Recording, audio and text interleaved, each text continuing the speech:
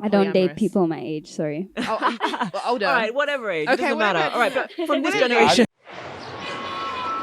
Hey rockers, welcome to Ology Psychology, where you get to peer into the minds of the owners of Mama Rocks Burgers. We're bringing you into our world, where we talk all things business, lifestyle, and our psychology.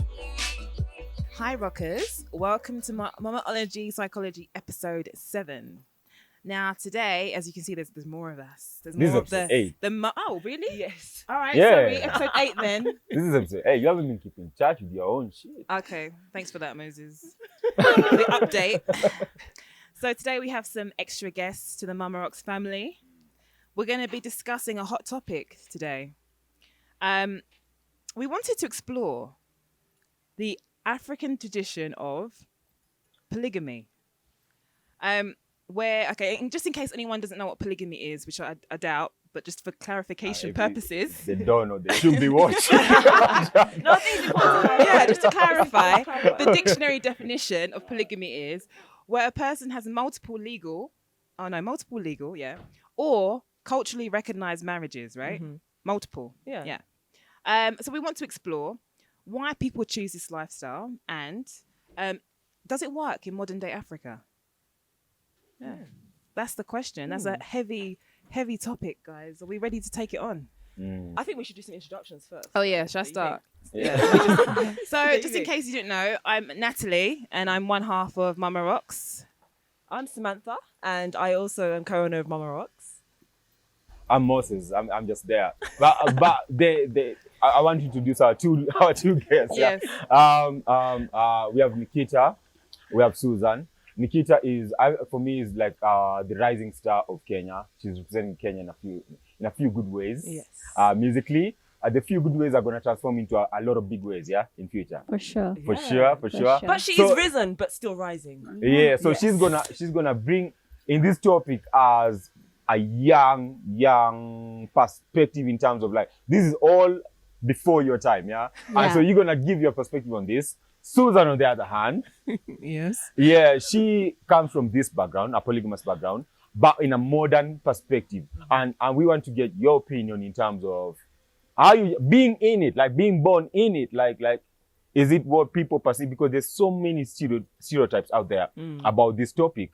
And you're gonna set the record straight. Yeah. In your own opinion, though, in your own perspective. Yeah. But I want to hear from you first. Who are you, Right. Susan?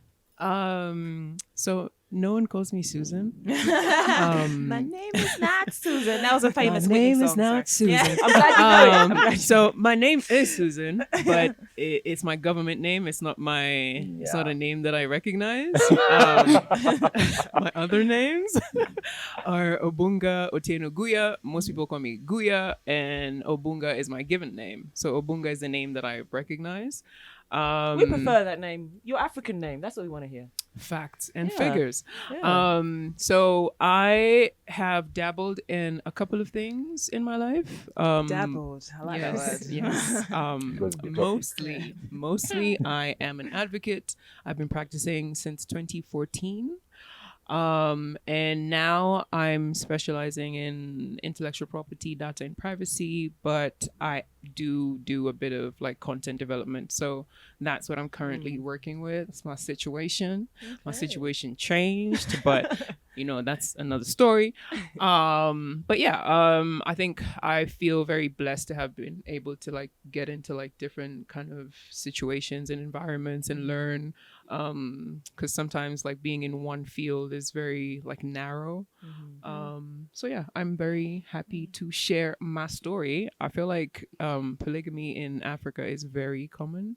So yeah, I mean, thank you so much for having me, and let's go. I personally can't wait to hear your perspective because I'm fascinated by this whole topic. It's something that's alien to me coming from England. Yeah. So I really want to hear more about it. It would be great to hear about it. Hold on, Nikita. Let's hear your Yes, I voice. wanna hear Your from sultry, Nikita. sassy voice. Can you actually give us a couple of bars? Yes. That'd be awesome. Oh my That'll make my God. morning. No pressure. No pressure. Put you on the spot. I'm sorry. Baby, it's you. You're the one I love. You're the one I need. You're the only one I see. Baby, baby, it's you. You're the one that gives you all. You're the one I could always call. When I need you, make everything stop. Finally, you put my love on top. You know what? Yeah. That's a great choice because that's all about monogamy. Perfect. Bringing it back. Wow. Bringing it back. That was beautiful. Now we got the trailer cut. we got that's the snippet for the trailer. Nice. That was beautiful. Yeah. Very nice. Right, before we delve into the She world... hasn't talked about herself. Oh, I'm sorry. Yeah. I'm yeah. sorry. Yeah. She was Alright, blown sorry. away by your I voice. You erased my mind. Yes. I'm sorry. That's my introduction. You better be careful. Be careful. That's powerful. Okay. All right, Nikita, over to you. Okay. Well, I'm 19. I'm a singer and She's a baby. Oh my songwriter. gosh, sorry. I'm just like, oh, you're 19. Sorry. Yeah, I'm a singer, songwriter, and recently a producer. I don't know. I think that's what I do professionally. But if I actually say who I am, I'm just a chill teenager who's trying to figure her stuff out. I don't know what I'm doing. I'm just going with the flow. I'm on a podcast, and that's my life right now. And that's it. Well, you should Yeah. be very proud of yourself because at 19, I wasn't doing very much. So Exactly, and you're very self-assured. Yeah. I've never met a 19-year-old like you. I'm glad. yeah. So today we're here in Karen. We thought we'd change it up a bit and do something outside. So welcome to Karen, everybody. Mama Rocks Karen. Mama Rocks Yeah. Karen. My Not just home. Karen. Not It's just my Karen. home. Oh, it's your home. it's a Yeah. stomping Awesome. ground. Yeah. But excuse the noises because we're in our restaurant. Yes. So, yeah, Yeah. might be a few interruptions. Anyway, before we delve into the world of polygamy, I just wanted to give some kind of perspective on the whole thing. It's kind of globally. Yeah, global perspective, Global which is the perspective. general perspective of the internet. Yes. Yeah. Okay. Oh. Getting let's go. deep, Moses. Savagery. Because it might not be my perspective, so I just wanna. Conspiracy. No, it's nothing. It's just giving some facts. Okay. Yeah. A So- Wikipedia version of polygamy. Yes, yeah. Okay. I don't know if I want to We're never talk. gonna get to the right answer, Moses. I don't know if I want to talk. I'm scared.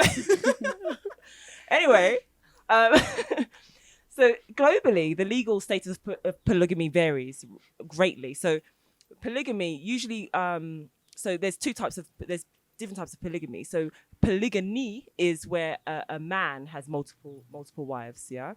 So polygamy is the most common out of the different types of polygamy, and out of 58 out of 200 countries in the world, vastly being Muslim countries, are polygamy is legal.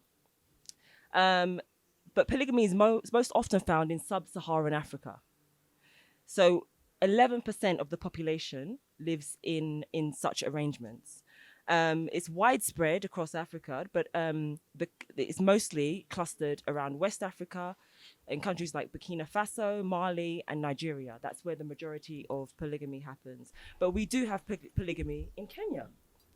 Almost 1.5 million Kenyans, or 10% of the married population, are in polygamous relationships. I actually found that really fascinating. I think that's low. Yeah, well, you think so? Yeah. 10%. Yeah. Okay. 10% is 4 million people. It's a lot 4 of people. million. Okay. Yeah, it's 4 million people. All right, I have my own theories, but anyway. So so let's delve in. Why don't we just start with you? Describe your family's situation. Fuck this situation. Okay. So, my dad had 4 wives, Okay. and it was, I think it was like a progressive thing. Was it So- traditional or did it just happen? Like what's the setup of this, of how this happened? Like was it like arranged, or he started with one and then went forward and then How did it begin? how did was it more of traditional vibe of like it was just happened like how things happen? So, to what some of the facts that you were mentioning, in Kenya, the law does allow for African customary marriages. So there's monogamous marriages where you go to church and the pastor or preacher will like ordain the marriage, and then for African customary marriages, it's you go to the village and the elders will kind of oversee, and there's a dowry and all those ceremonial kind of aspects and indicators of the marriage. And then in terms of documents, and this recently changed, you get when you go to church, you get your marriage certificate. When before, like up until last year, you would get an affidavit of marriage, and this would kind of just allow you to go to NHIF or NSF or like a government institution and say that this is my wife. We didn't do a church marriage, but we've married under like African customary marriage under the Luo tradition or the Kikuyu tradition or the Luya tradition, and that essentially is your documentation to show that this is your wife. And you can have so for example, if you have two wives, you can have an affidavit of marriage for both wives. It's usually starts with a traditional situation. So the man will go to the woman's kind of parents or like situation, and the dowry, the whole shebang. So I think for me, I'm up till this day, I'm still learning like little things about like how it was happening. Because when I was younger, I was just like, oh, You were just this is it. the family. Yes. Yeah, you know different. So did anyone make you not feel normal? So when I started school, that's when I kind of realized that, this isn't how things are. I always thought I had. So we started with two. So for as long as I knew, it was my mother, and the first wife. So my mother's the second wife. So that's how I life was that, and we were in total we're 14, but at the beginning it was first wife had one daughter, two sons, and then my mother with three.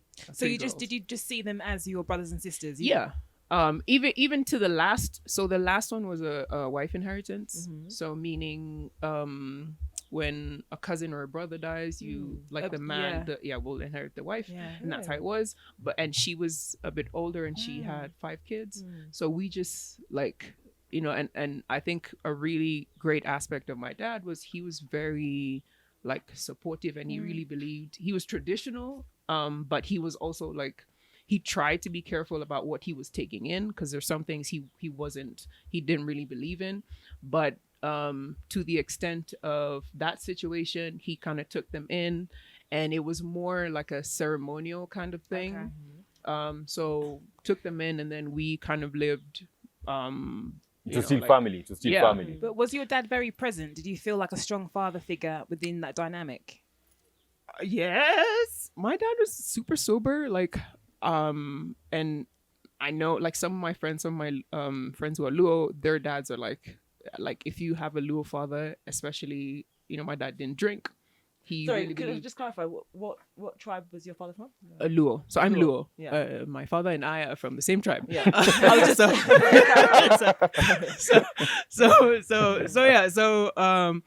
He was very sober. He didn't drink. He really believed in education, and he always shared his story with us. So he grew up, in the village. It was tough. They used to walk barefoot to school. And then he would always, there's this one story he'd always tell us, is he hit my uncle stopped school so that he could go to uni, and then when he finished uni, he helped him finish. And then my uncle became an engineer and worked at Kenya Airways, and then my dad worked at Coffee Board of Kenya. So he always told us their story, growing up, and how they kind of went through struggle, and how education was really important. So that kind of gives you an idea of how it was for us growing up. To an extent, it was the stakes were high in terms of of course you want to make your dad proud, and you want to live up to the expectation, but at the time I had no idea the psychological impact of that. And sorry, I'm just going to say that's a massive burden, because for one man to sustain 4 women and 14 children, economically, that's a huge pressure. So how even physically. I was trying to stay away from that considering this is his daughter. Like, it is what it is. So were you aware of any of those? Were there any struggles? Like, were you aware of the dynamic in that respect? So Financially? given like, so he had a pretty like decent setup, and what happened was because of how he'd grown up, he was very like aware of how to like establish himself. He knew Like, what he was doing. Basically. Yeah. So for example, by the time, so we moved to Langata, and like by the time we were living there, they had bought like the houses. So we moved into a house that like we owned, or my dad owned, or my parents owned. So And you all that's lived how in the it same was. house. So at the beginning, yes, but there's in Luo custom, the wives can't live together. So each they wife have has to to have their each own has house. to have their own house. Are the houses like arranged within the same compound, or how does So it work? in the rural home, like in Kisumu, it's in one. It's called a gweng. So in one place, like, but of course, like So as a compound like this, so it's basically a compound, like a with social distancing. Yes. The houses are So the there's the houses main are house, spread out. Yeah. like this, like how I'm sitting right now, Yeah. and then house number 1, house number 2, house number 3, house number 4, something like that. So what So, would constitute the main house? So I don't know about the main house. Yeah. I just know that like first wife has her house, second wife has her house, and then for us, second and third and fourth wife. So the fourth wife is the wife inheritance, and she already kind of had built her own kind of setup. So she lived on like in her own house. Yeah. So did your father then like dedicate certain amounts of time to each household, or did he have his Yes. own house? No, yes. So he would. So we first and second wife. We kind of honestly like growing up. I was so close to like everyone. Like so, first, second wife, the kids. We were really close. We used to do a lot of stuff together, and that's something that he encouraged. Yeah. So he would tell us to go to the other house, spend time there, tell them to come to our house, spend time there. That's Even when good. he'd buy gifts, it would be he'd take to like one house and be like, share with the others. And I remember one of the things that was like contention was like the consoles. So we'd game and then, oh, you have to take it. Oh, no. And then, like things like that. And That would have been one of my concerns that, we've got all these different households. Your father has to spend time in each household. I can imagine kind of resentment and competition building up between each household, not only between the women, but even in terms of, the kids, how much attention the kids are getting from their father. So something really interesting, we, I don't know how this came about, but we had, so there were girls and there were boys, and then the girls and the boys all had a match.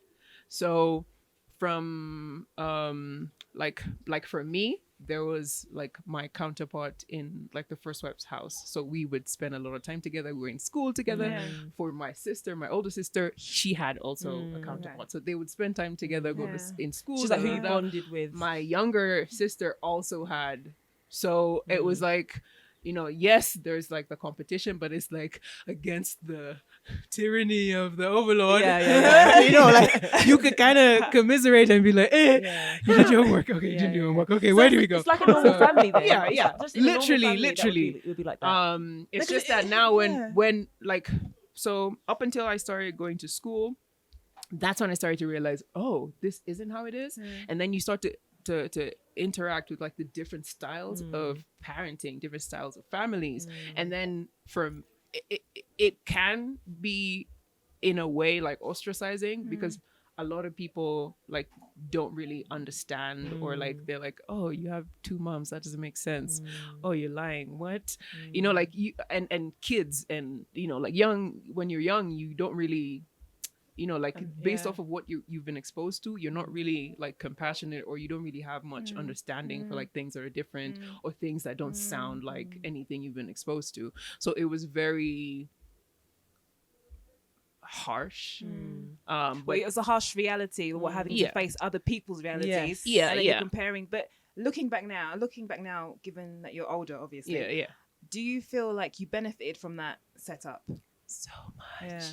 So like Because it's a whole community. You already have a so whole much. community Like, right there. We used to go to Kisumu and like we'd play football without even thinking we need people. Yeah. Like I'm not even joking. I'm not even joking. Like it was so much Ready-made fun. football team. So much fun. And then the family gatherings, Yeah. there were so many.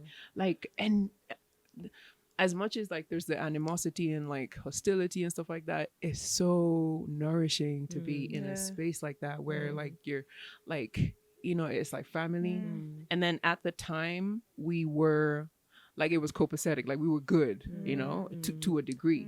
So my dad really, in terms of what you asked about him being present, he was present. And I think what he wanted for the family really, like, it really guided the things that he did, but not everyone was like on that page. So it became a real issue when he passed away, because it's like, like you have this thing, like you have this like cup of tea on a table, and then there's like the table mat or whatever, and then it just gets away. pulled. Yeah. Because I was going to say, your dad sounded very integral in how it all worked, the dynamics of it. And it sounds like he was trying to make sure that it was like a political structure and system to make sure everything flowed. And like you said, once he left, then that's when all the, I assume, drama started to come up. And like, I think I was so like disillusioned when he passed away. It was like I didn't even understand like what was happening. So like I was in third year school and I'm like, oh, I can't, like I literally could not like do life. Anything, you shut down at that moment. Yeah. It's like someone has pressed the shutdown button, and then you just shut down. Yeah. Like you just, it just goes off. And like growing up, I think I was close to my dad, and we used to spend like time together. Or like the time that so what I really appreciated as well, there's a lot of things, but like one of the things that comes to mind was he would like make time for me. So like on my birthday, he'd take me to Kenyatta Market to have nyama choma. And I used to have this thing where at like midnight, I'd walk like outside, and like sometimes he'd walk with me. So I'd really appreciate like those things. So when he'd always ask us like, what do you want to be when you grow up? What do you want to be when you grow up? And like, you'd have to answer like, either I want to do this or that. So I wanted to be a chef. And I don't know, I'm very convicted about the things that I want or that I like. So I was just like, oh, I want to be a chef. And he was like, no daughter of mine is going to be a housewife. And I was like, bruh, that I think really affected how I kind of saw things in terms of like just going after the things that I wanted to do. And also because I wanted to like make him happy and I wanted to make him proud, because I understood like the struggle that he'd gone through.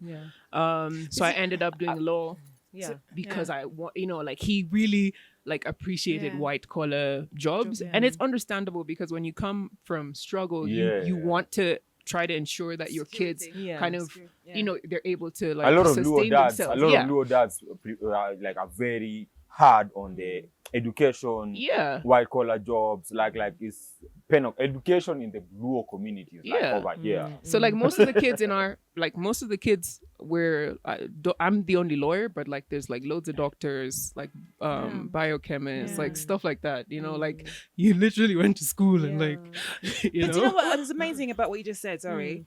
Your dad spent that kind of one-on-one quality time with you, and I know of some fathers that don't even do that with the children that they have, and they might just have one child or one mother. Exactly. So you really kind of shattered my perspective of what it's like. I think to be in a your father in particular was very conscious about how the whole structure, he was going to make it work. And he didn't want it to be something that it wasn't something he was doing selfishly. He genuinely cared about every child. And spent that quality time.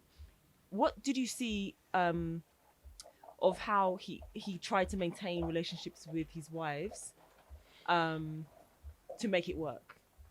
Or is that something that you're not? I think it depends on the woman. Now, first of all, to clarify, And- all the wives, yeah, they're all Yeah. educated people, all modern people, Yeah. or So Yeah, I wanted to aside ask from about that as well, aside yeah. from the third, Mm.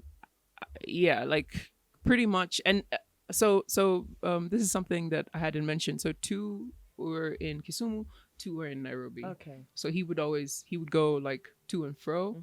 Mm-hmm. And then also again for the fourth wife, it was like not really like that type of situation. Hold on, were there big from- age gaps?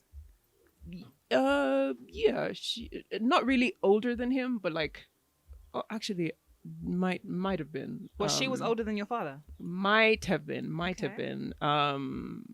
So like their relationship was different. So what I mostly saw was like my dad's relationship with first, second, and third wife, and also for the third wife, I kind of never met her. Okay. So, and then the daughter But also was that a formal marriage? yeah. Or- yeah. And then she has one child that we lived with, and then we just stopped. Like she left, and then I haven't like kind of seen her in time. I saw her on Facebook, I think last year. Do you know but why yeah. she left? No, but I That's- kind of that's figured it was how- her. yeah, Yeah, it how was I just think her it's more of her thing. thing. Because my dad was very like he really liked a close knit, so he always encouraged. Because we lived with our cousins, we lived with like not just like the nuclear. It's nuclear. Yeah, nuclear. Yeah, family. not just the nuclear. Yeah. We always had like cousins around, and so it was her decision to just like leave and Okay. yeah. Did you feel like you had 3 mums though? no 2. Because Because the other one came later. The other ones came later and Yeah. Kisumu. Oh, okay. Sorry. Yeah. Yeah. But I feel like So- now we have, sorry to cut you short, because I don't No, want to no, it's get fine. too much in your business as well. Mm. I feel like now we have enough knowledge to like throw it on the floor. And then now we kind of have, from now, getting the knowledge from now, your perspective, someone who's been in there. I feel like now all of us can now contribute in terms of our own perspective, in terms of our own stereotypes that we gathered out there about this topic. Now that we have like insight from someone who grew up in such a setup, I feel like now we can throw it on the floor. Like for me, let me just start. For me, on this topic of polygamy, I just believe I see it as, forget the definition, forget the culture, forget everything. It's more of you as a person and the other people as people, and it's a mental understanding whereby this is how I am, this is how you are, and we have a relationship. And then with that in mind, in terms of the openness, this relationship can determine this relationship, and then can determine that one and that one. I feel like it boils down to the people themselves, rather than, because when you put anything that is in this topic, in this day and age, when you put anything in this discussion whereby culturally in our culture we can do it, and then just leave it at that, for me, like this is just a personal opinion, for me it makes it feel like one of the people doesn't have a choice. Like it's just one That's of literally how it is. Like, so I one of my friends and one of my uncles, it's expected. Like, so he can marry someone else, and there's literally nothing that you're gonna do. And that's how it's been for his father and his father's Yeah. father. But not even the wives though, even if you can do it, whether the wife likes it or not. But when the wife is coming into this person's, like let's say the first wife, when the first wife is coming into this man's life, they are dating, they're going to the dating surely phase, it would come up. and all that stuff. I'm sure she will have the free will at that point to be like, okay, do I still want to move forward Did with that this, happen? with a man of this? Okay, so let's Probably unpack. not. Let's unpack. I mean, coming from a society that has progressively and continues to, I don't want to say like,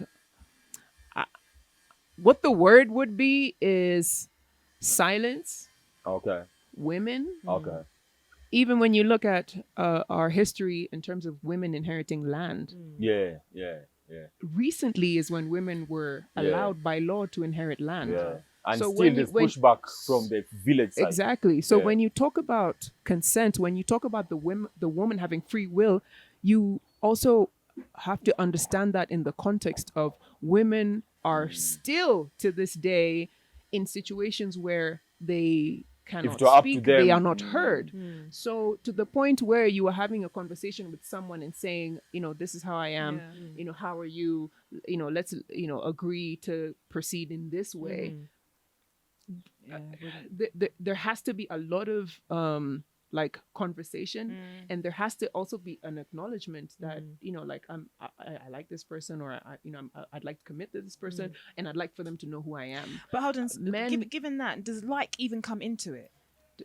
Does it even come into the equation? So what I will say is I've seen different styles of polygamy, and what the one you're referring to works better. I'm not going to say it's the best, but it works better when both parties are responsible in their choice. Yeah, like I think that's how it should be. I think that's the new age. If In this someone is modern thinking time, of going into that direction, Yeah. because right now I don't think the modern woman like you guys over here, I don't think any man can suppress you to do anything that you don't want to do. Nikita? Like I want to believe. Given you're the youngest one here, give us your perspective. Like if you were to meet a guy who's also 19, 20, and he wanted to be I don't date polyamorous. people my age, sorry. Older. All right, whatever age, it Okay, doesn't matter. whatever. All right, but from this I don't generation, understand why you have to say 19, 20. No, because I'm trying to see it from a different perspective, a different generation. Yeah, So okay, obviously, okay. things might have changed because obviously I'm I definitely don't think a older. 19-year-old dude would be thinking about polygamy. You never know.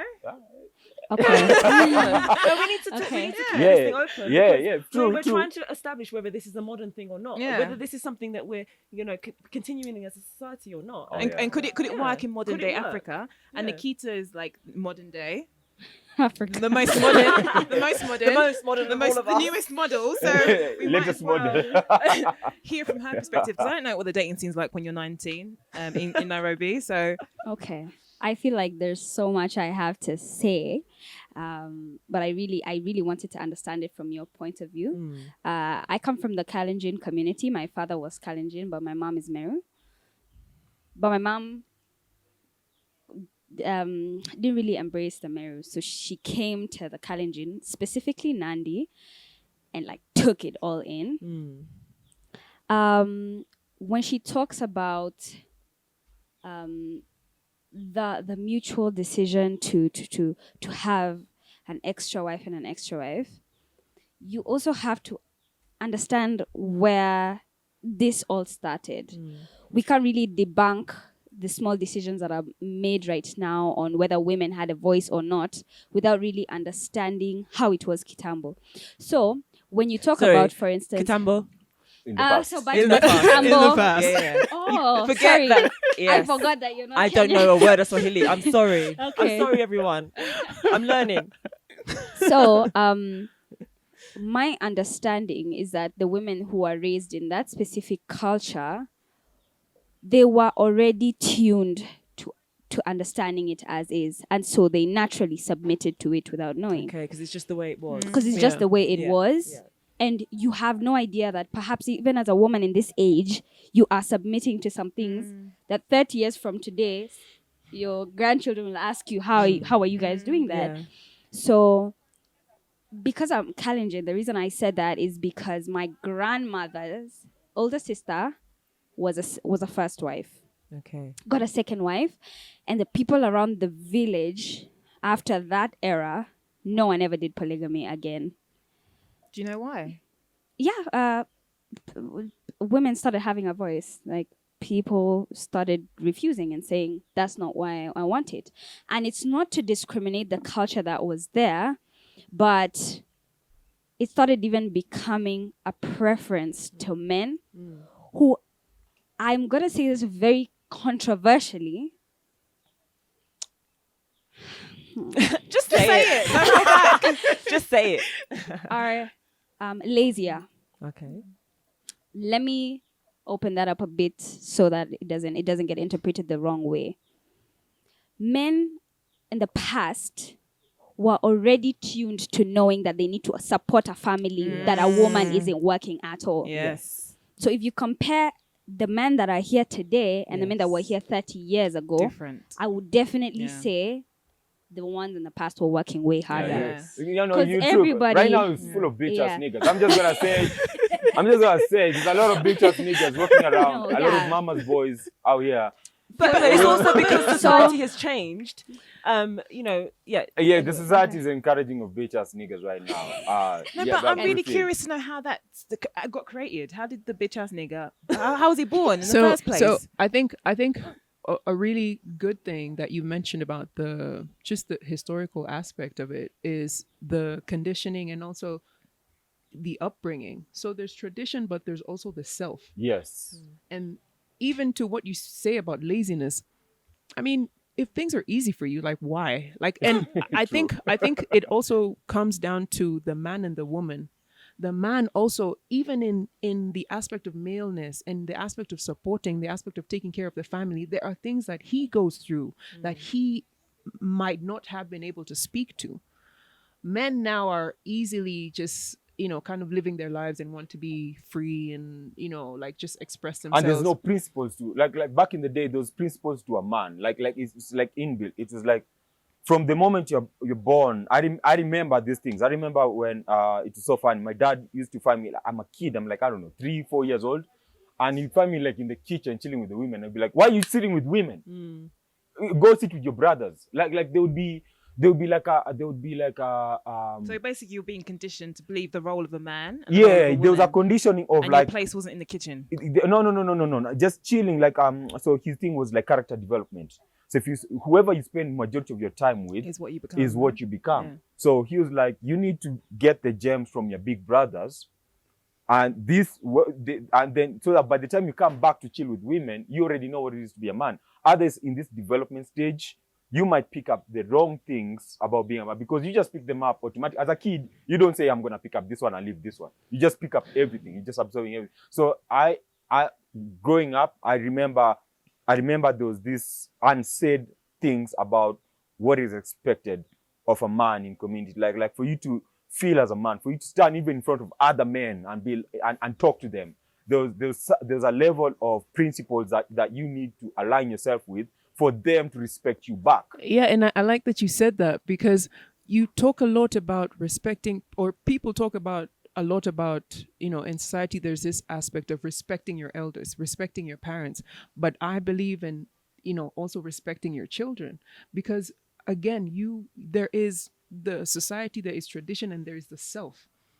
As much as you are exposed to these environments, you are sovereign in yourself. Yes. So you allow certain things in your life. So even to men today, they go through different things, and with what's happening with mental health, you'll find someone says, okay, I don't want to take this on. This, to me, this is a burden. I'd like to be able to express myself. I'd like to be able to live my life and get to a point where I can meet someone. We know about like all these things about, women trapping men and like all these things. And not to say that, that's, like that's every situation. But there are things that are happening in society because of this tuning, because of traditions that have brought us to this point where, people don't want to be in relationships. People don't want to, even the context of marriage it's almost like here because people feel like, okay, I'm just okay with this because like dealing with people on a day-to-day, a relationship is marriage. No. But I want to know where the shift happened. Going back to what Nikita was saying, it's like the women in the community discovered self, and there was pushback, and they said, you know what, that setup doesn't work for me. So I wanted to know how, and your perspective, like how and why did that happen? Okay, I will say it now came to the lack of appreciation for your own culture. Yeah, it's true that women became woke, but it doesn't mean that the ones that came before them weren't happy. Before oppression started happening, and I'm speaking from my own culture, I don't know about everybody else's, women's roles in the society were valued. Even though women were not going to get the food, go get this, men still came back home and appreciated the role that women played and realized there would not be anybody in the world without women. Yeah. And women in themselves already knowing that were already seen very, very powerfully. And so when the exposure of, I think, oppression seeped into the African culture, Oppression from where? From men, Yeah. truly. And I think having built an ego, I wouldn't understand where oppression came from, but The power dynamic changed yeah, somehow. it just shifted. And now men started seeing being a man as superior. Then you start seeing the clash between men and women, and women feeling undervalued, and etc., and coming to realize, oh my God, so in a polygamous relationship, I'm like second option or third option or whatnot, and starting to go against it. But yet, if you ask my grandmother how it was for her, she's like, I was so happy. And after her husband died, she led the community, and it didn't end up in a downfall as you were talking about, but they were able to still find their grounding. So yeah, I would say that before even critiquing how the things are playing out right now and bashing culture and the what is called the older society, etc., we really need to understand the core of how everything started and what the intention was initially. So yeah, when it comes to polygamy right now, I don't think the men that are here now are equipped to handle such a situation. Men then were strong enough, were hardworking enough, and extremely focused. Sadly, that came with the pressures of its own, and the other men can tell us about it. But I would say it worked back then. And that's why we are how we are right now. And you don't realize that in that time when polygamy was happening and all the crazy stuff that we now look at the back and see, oh my God, that was so crazy. You don't realize how beautifully cultured we were and why now colony started to take over and say we don't want this anymore. Something we were fine before everything came. I'd It's like so to funny think. how sorry, when you say the colonizers, might have demonized polygamy. But what's funny is if you look at English history, men used to have more than one wife. That's the way it was. So I don't know why. And it didn't come with the introduction of Christianity either, because there's nowhere in the Bible where it says that it's not allowed. There's many polygamous relationships in the Bible, and it's more of a colonial thing than it is a Christian thing. True. I'd like to think from what I have observed and the colonizers perhaps being in polygamous relationships and what I have read, I feel like with the women at that time, I don't know why I could sense some friction between them. It didn't seem very, very peaceful.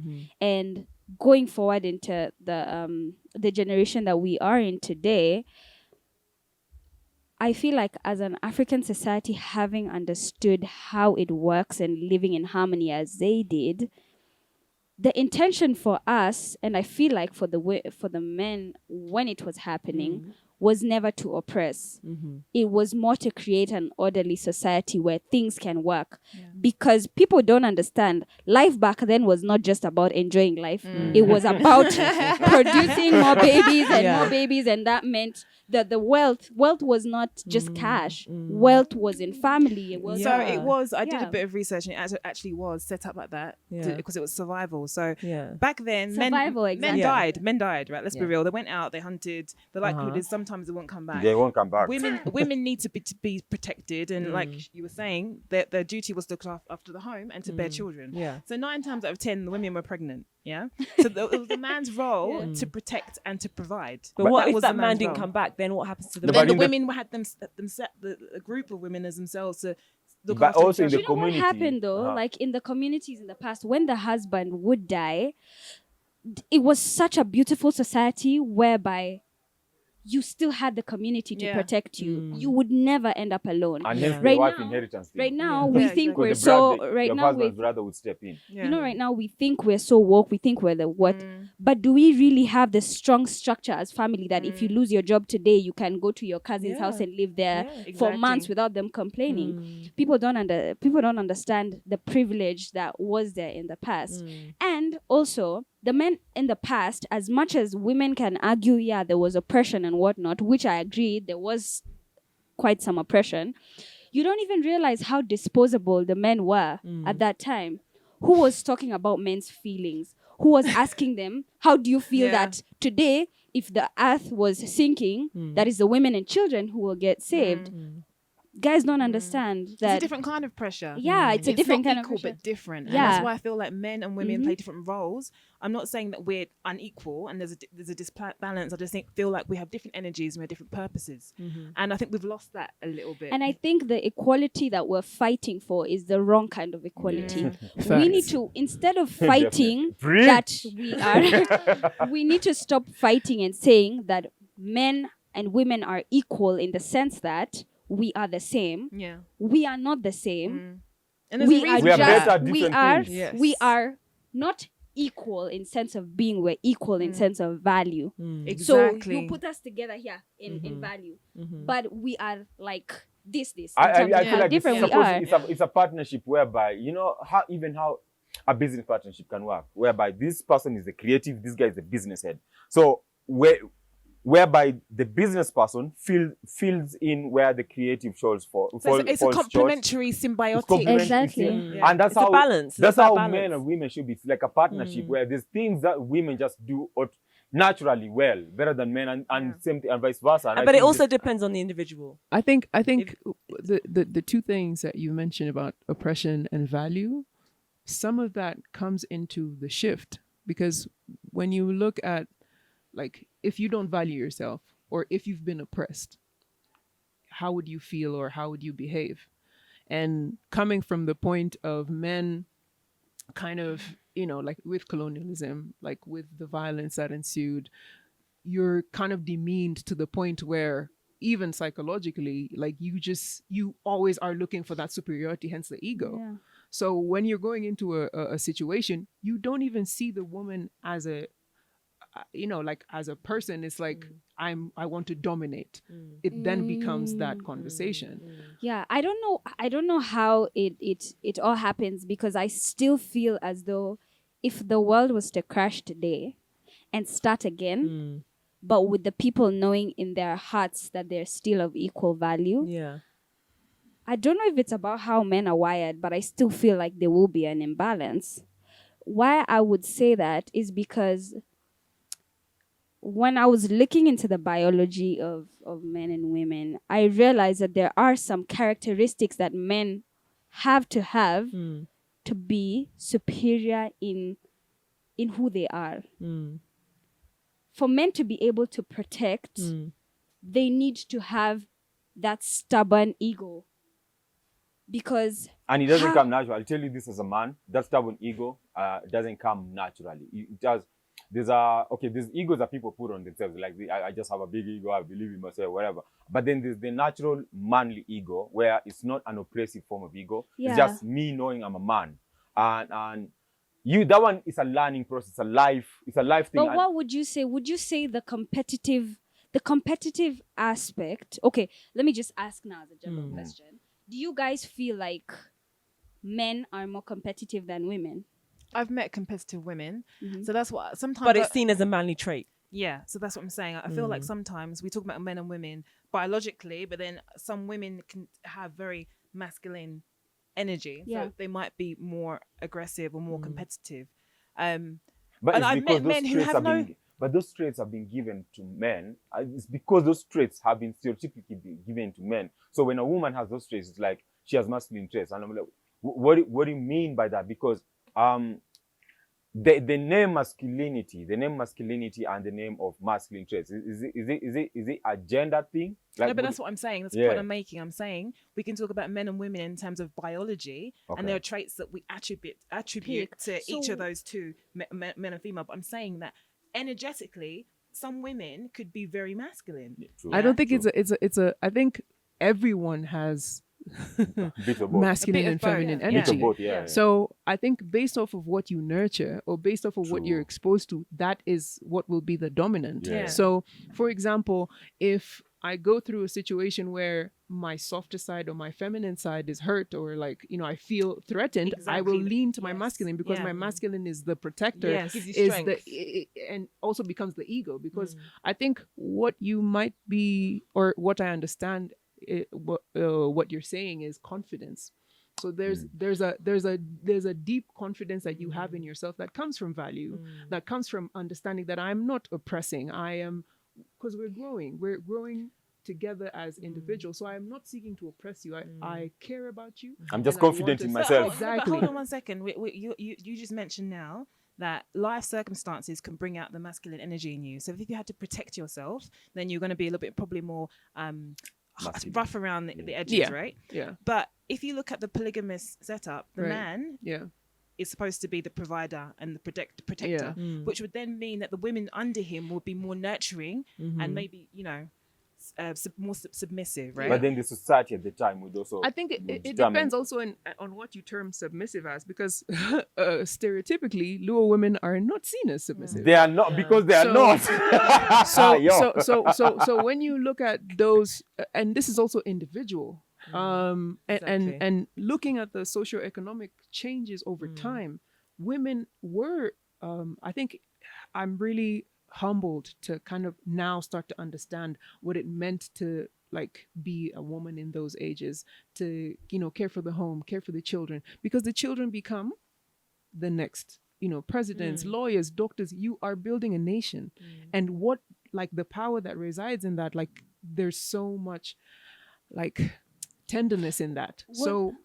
So to come from a point where even for us, like, there's been so much that has happened over the years that we don't even understand, like womanhood, you know. So coming from that Yeah. point, It's Yeah. of as just as great as important. But as, how as how is manhood, it that we are gonna accept what womanhood is and what manhood is if we I'm trying to find a way to ask this question. How are we gonna say what womanhood and manhood is, yet that's exactly what we are fighting today? we don't say you can only, what I believe, you can only experience and educate yourself. So I cannot say what my father should have done, what my mother should have done. I can only learn that These traits were positive in our community and helped, etc. I don't say positive. I just say there's a lesson, and if I'm aware and if I'm open to myself, I can learn that lesson and move. Because the way I grew up, that's what I'm putting in the relationship. The way the things that I Your dealt life with and the experience. pain that I went through, if I don't deal with that, that's what I'm bringing to whatever relationship, You're gonna or, bring your baggage here, friendship, or or your- whatever yeah. it is. So I think it's also to the point where you have to kind of understand that these are concepts. Thank you. Yeah, I agree. They're concepts, and it's like there's the concept, and then there's the self. That's you. the reality. And so I feel in like your situation. Yeah, exactly. No, but Yeah. it's something that's always evolving. When we say what's womanhood, what's manhood, because there are too many shifting parts. Like you said, there's your history that you're bringing to the table, and then there's the world that's happening outside. Yeah. And it's about, okay, how do I make everything make sense to me, Yeah. for me? So I think the world was so different back then. Like even how income was made, right? Now it's so much. How can Could I it put work this? today? Could it work? Could it work? Like we said, there's the concept and then there's the individuals. So how I see values in our society, in our community, I look at the values that worked back then, from this day moving back, and then where the world is heading. And then I feel like the best is mashing up the two. Like just talking about Africa. I've had a few arguments with a few top officials. I wouldn't say they're government or private. They're people in society, big people in society. And being a film producer, I produce very urban or modern type of African content. But to them, being old school guys, they're like, this is not African. So to them, they're like, I'm trying to be Western.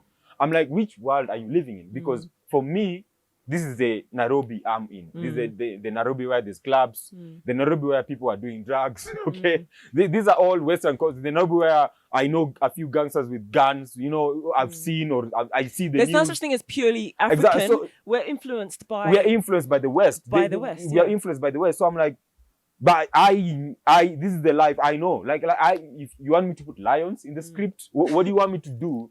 And it was very clear that their perspective of Africa, my perspective of Africa, I'm coming in from a younger generation to them of where this is the Africa I know. I am aware of the traditional Africa that you're talking about. I'm very aware of it, but that's not my reality right now. That's not my reality. The last time I went to see a lion, I can't remember. You understand? But you want me to somehow put skin wraps on some of the characters, and to me it appeared like, okay, so this is where the disconnect happens. When that's why kids will be like, oh, this old people, and then the old people will be like, these kids, because there's a disconnect. And for me, I feel like moving forward, the perfect combination is picking the things that worked in the past that still apply today, because there are still things that worked very well in the past, but they could never apply today. So things that worked in the past, like values that you can pick up for yourself, and then moving forward from this day, moving forward, can this work in this day and age? And now that comes down to the individuals. Can I ask the question? Yeah. Firstly, before we go into can it work? Firstly, why would you want it to work in the first place? What is the point of polygamy in this day and age? Why would a man choose to have a polygamous family? And why would a woman choose to be part of that?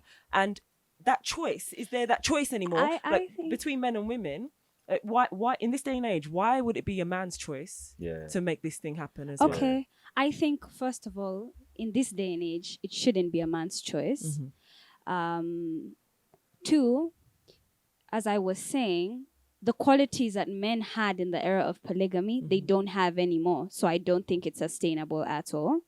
However, say there's few women out there who have chosen to be a mother at home, and that's what I want to do. I don't feel like going to work like the normal woman of today, the average woman today, and that's just where I want to be. And I know women who are like that. It's a choice. It's exactly it's a choice. So I feel like a woman can choose to do that if she wants to do that, but for it to work,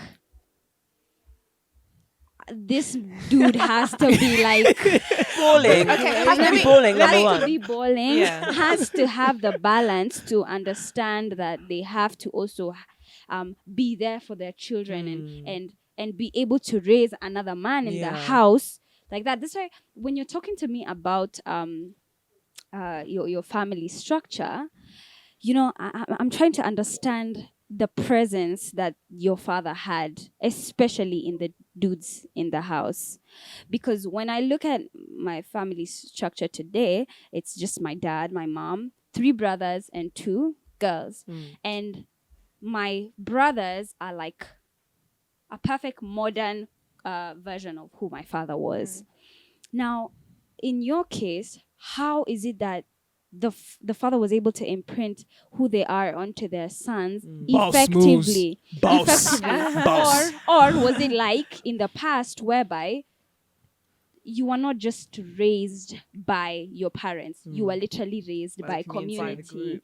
I would be very curious to find out. That's what I would be worried about, because I feel like the polygamy can work, but the direction in which we're going and the men that are being raised, I don't know how well they'll be able to handle that. And it's not a negative thing, because it's then giving space for women to do what they need to also do and to show their potential, not even potential, what they actually can do.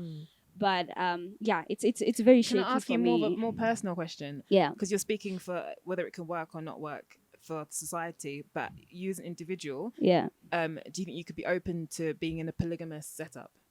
No, because I still don't even understand marriage. Okay. The normal one that you know. Yeah, the normal one that I know. Because before you go to the advanced I really like that you said that, because it also goes back to what I was saying earlier about like people are dealing with themselves. So a relationship is like, woo, no, no. Marriage is like, woo, no, no, no. Like, so I think to respond to what you said, I think it's both. Yeah. I think men now are, and women are also, and even look at like some of the conversations that you have today. You have friends that you're not talking to anymore. You have people that are core to like that form part of your support system, and they're not that many, especially now. So it's like a dime a dozen, or like few and far between. So this now comes to individuality. Thank you. Yeah. So as a person, how have I nurtured myself and built myself so that I can meet you? At least and halfway. we can come together in an understanding, not in the point of this is my role, this is your role, because we are moving at a pace where those things will not apply in the sense that we understand them. So how am I adapting in a way that is making me capable and competent to this time? Do you know what I think? I think we also have to accept that there were always sacrifices that had to be made in both situations. Whereby in the past, with polygamy, we didn't really have much say. The women and the children, blah blah blah, didn't have much say because it was purely about procreation. But then we also realized that the society was built so strongly, culture was kept, discipline in the society was also so strong because everyone believed in one way of living. Which, as much as people didn't have a say, the society was still built to what we are today. We have to appreciate that as well. Then we come to today, whereby there's a modern woman, there's a modern man. As much as we do have a lot to say, etc., but we are slowly giving up family. We are slowly compromising, and we are losing the structure that is family, because soon enough, as I have told you, I don't understand marriage. Women are going to start realizing the basis of which marriage was created. What is marriage? Like, you need to ask yourself that question and realize that we are heading to a space whereby we are gonna forsake the structure of family for, I feel like, our own comfort. And I'm even saying it statistically. I need you to express that a bit more because I'm not really getting it. Yeah. So you're sorry. I'm not really getting what you're saying. Okay. Because if someone has chosen polygamy in this day and age, I'm just still trying to get my head around why someone would do that in the first place. I am a married woman. I'm married to this gentleman here. Man. Gentle, don't know. I'm joking. Sorry. Whatever. I'm completely trying to understand why that polygamy would come into our relationship. What is the need for it? I don't have a farm. I don't need to my family to survive by having many children, or a community of households that can enable us to survive. We're in these modern times. I'm struggling to find. Okay, let me give you an argument, right? So, you have more than one friend, right? I should hope, but most people have more than one friend. Yeah, yes. And that friend can bring out different aspects of your personality. One friend might be for clubbing, another friend might be for intellectual conversation, another friend might be for another purpose. So maybe if you're entering a polygamous setup, there are different aspects of your personality or different nourishments that you get from the different individual. Yeah, maybe that's why. I would say I don't think it's a necessity. I don't think it was ever a necessity. And why we're talking about individuality in this sense is it all starts with who you are from the beginning, and what you want for your own life. Because marriage at that point, you have chosen to be with a person, you have chosen to leave certain aspects of your life and be with this person and choose to have a different way of living together. Why would you have to leave certain aspects of your life just because you're in union with somebody else? Okay, that's a very good question. Marriage But is supposed to be about bonding and strengthening each other. Okay, what I would say about that is you have chosen to bring someone else into your life. And so let me not say that you've left other things, but you've chosen to take in things because of the other person. Perhaps make certain compromises in your life. So for instance, maybe. So let me just go back to what I was saying. About polygamy. I don't think it would be a necessity. Even just as you're saying, you don't understand why you would need to bring it. It's because of who you've chosen to be. Another woman could have chosen to not work, to not do this, because that's just not what she wants to do. She just wants to bear children, have a big family, and that's it for her. And a couple of years ago, that was how life was. So I'm not in any way saying that this you should or you should or you shouldn't or you shouldn't. It's more of what is it that you want for your own So life. they've chosen to bear children. Sorry, they've chosen to bear children. But at what point does the conversation come up? I want another wife in this day and age. No, okay, so I agree with her. I reckon it's all about choices, right? Yeah. And our choices have just become like even more extensive. Like right now I can choose to work or I can choose not to work. Maybe 60 years ago as a woman I didn't have that freedom to work. Now we're opened up to that possibility. All I know is myself as an individual, I'm way too selfish and I'm way too jealous to even entertain the idea of entering a polygamous relationship. And I feel like from what you've described, it sounds like a lot of selflessness happened and a lot of self-sacrifice. Yeah, a lot of self-sacrifice. And you have to really dig deep and you have to be okay with self. Otherwise, jealousy, why does jealousy even exist? You need to be okay with it before you go into it. Yeah. Like, that's why you need to be okay with it. I don't think it's a choice that you should even start to make now. That's a choice. It's from the That's beginning. something you should even have as you're growing up. So right now, speaking as Nikita, looking at both of you, there's no reason you should get into a polygamous thing because none of you had made that personal decision from the start. I feel like it's something that you must have started thinking about for a while instead of just waking up in the middle of your relationship and deciding that would be unacceptable. You need to convince someone about. It's a thing where that it's so personal. But it would be. What if? Right, say we weren't married and tomorrow I met someone and they explain their lifestyle and that they're into polygamy or they're in their tradition. That's something they've always done and they want to explore it themselves. That could happen. It could happen. So here's the thing: how that conversation would go. How that conversation would go would be this dude. If that dude is me, because I'm not picturing you with any other motherfucker. So if that dude, if how that conversation would go would be, I would describe to you why I came to this point. I need to make you understand why. Because if I'm serious about you as well, understand? Because I don't want to lose you so that I can get that lifestyle. Because I already see value in you. That's why I'm sitting here with you. So I would explain to you why I feel this could work and why I want it in my life. And just be completely transparent. Like it's a transparency game. Just be completely transparent. You can't even okay. So say it. So I feel like I need to say another so. There's different ways and there's different, like in Swahili they say kwa starehe zako. Okay. Meaning to your pleasure. Not to say that you should pursue your pleasure above all, but it is to indicate that, for you understand what you like or what you prefer and you proceed. My question earlier was then, what is manhood and what is womanhood?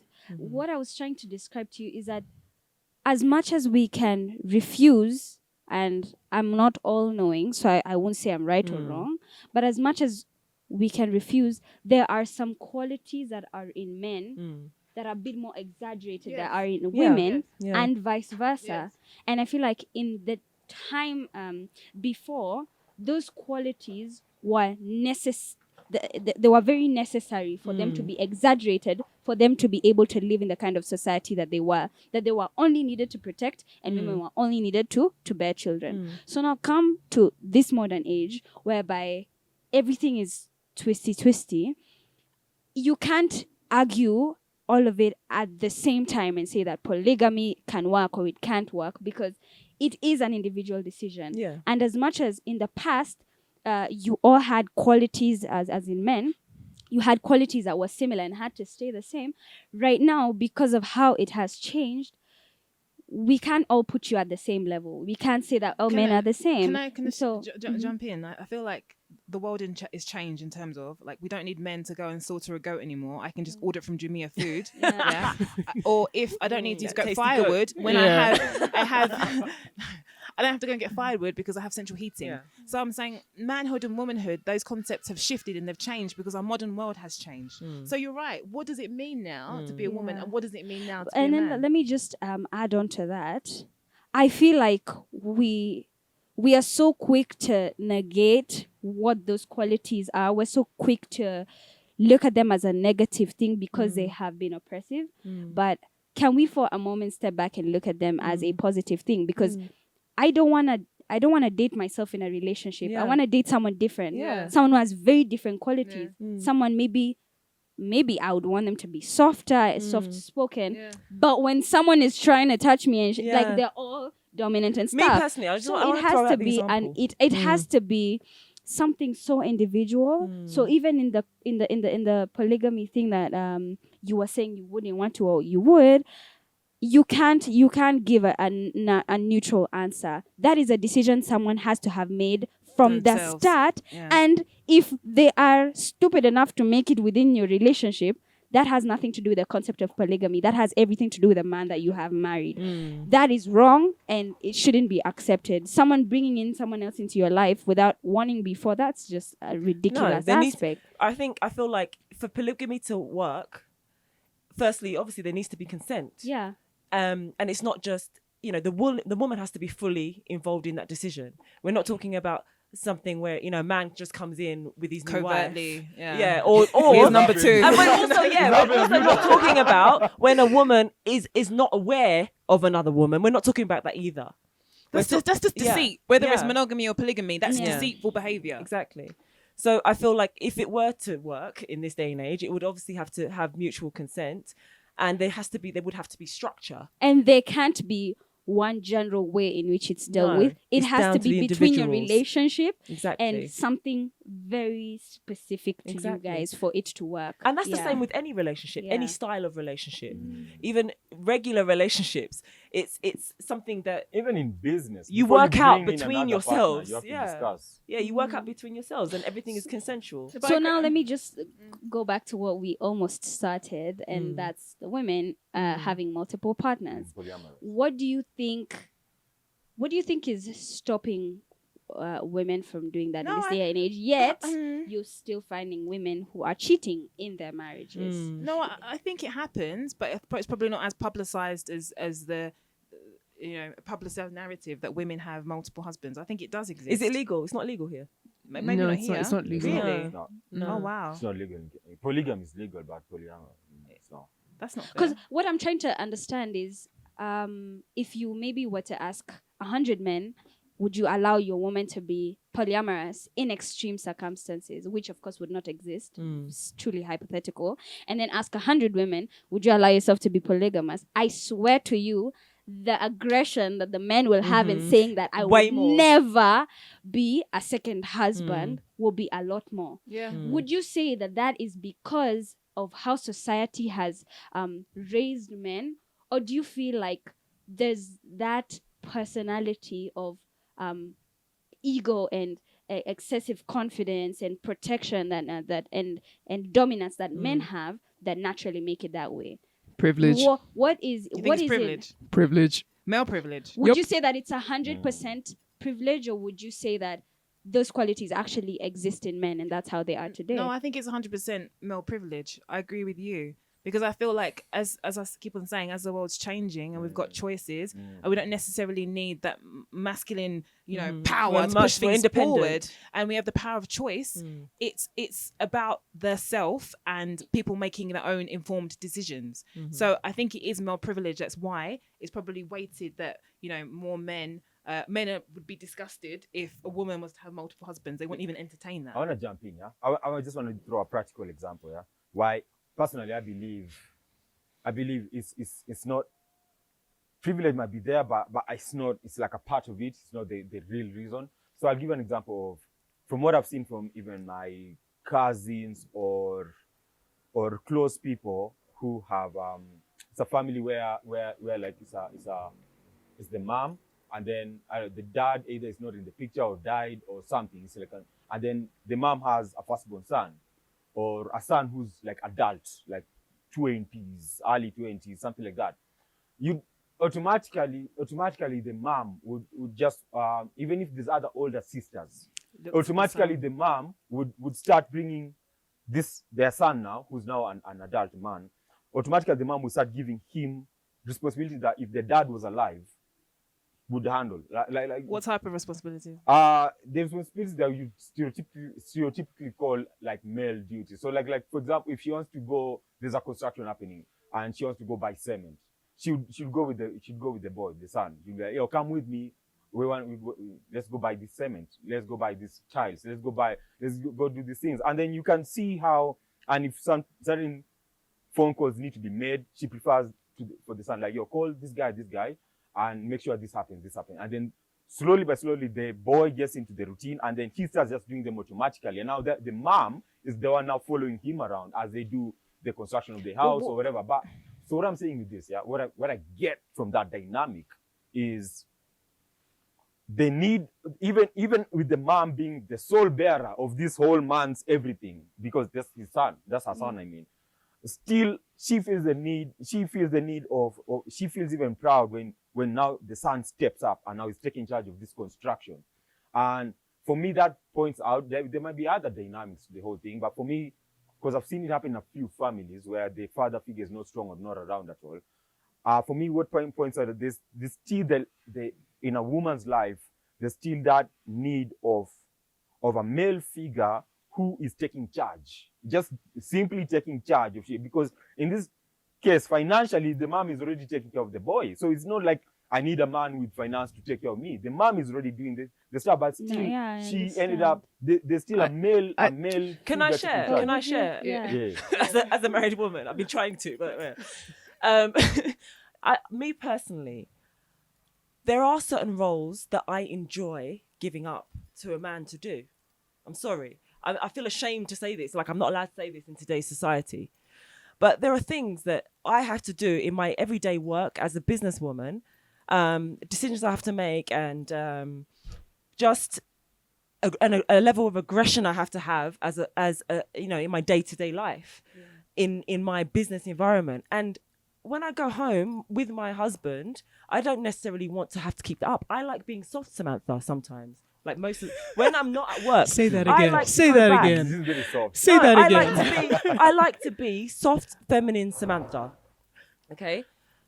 I'm not saying that I'm not capable of doing everything that my husband can do.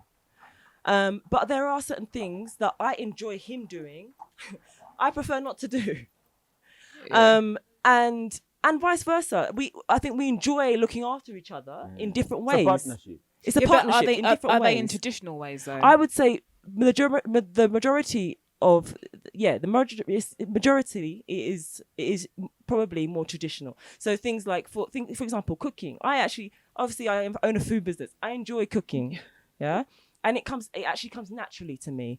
I actually prefer to be the one doing the cooking. It's not because I feel like I must do this because I am a woman and it's my role and I will never let Moses touch anything in the kitchen. Mm-hmm. But that's just the setup. That's how our dynamic works. But if either of us have to shift roles for any reason, we're happy to do that too. And I think there's something really important that you said, that you take care of each other. Yeah, and that's what it's about. It's not. I'm not serving him. It's not like a one-sided thing. We take care of each other. There's so many things he does for me too. Yeah, and I think just coming back to love and like soft Samantha, like I don't think even for the way I'd like to understand it, even in your aggression there is love, because sometimes you have to be assertive, based on the degree of the situation. Yeah.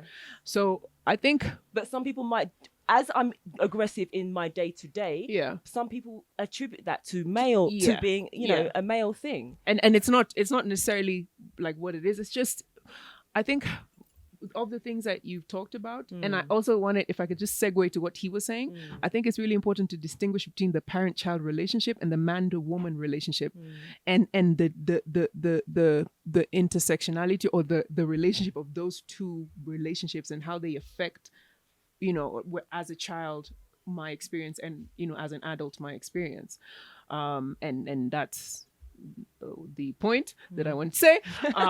But of the things that you've been talking about, I think there's, you know, boundaries, communication, honesty, transparency.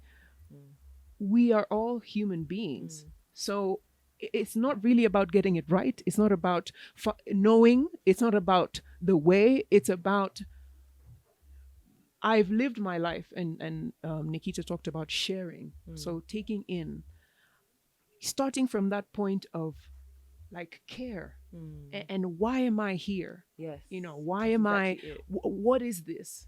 And how do I want to proceed? So there's an openness that's there. And I'm not saying it'll go to polygamy or polyamory or da-da-da-da, but there's an openness that's there. Yeah. And there's room for conversation there. And the point you've reached in your life, or wherever you are in terms of your preferences or your choices, that guides you in that conversation with this person. So I think it's good also to see that there can be such a thing as a positive influence in polygamy or even in monogamy, because your experiences in your life, as young or as old as you are, will bring you to a point where either you will have the best time of your life or the worst time of your life. And some people have grown from the worst times of their lives, and others have grown from the best times of their life. One can only hope that you get more of the better times in your life than the worst. I think that's a beautiful way to summarize everything we've discussed today. We can talk about this forever, forever and ever, until YouTube, you know, shuts down and it's 2056. So thank you so much for your contributions. I think you've completely changed my mind about a lot of things. You've opened my mind. Not opened You've given us really great insight. Yeah. You're welcome. Nikita, your input has been awesome. I feel like I literally have also like learned from you, because bruh. So you leave people speechless. Girl.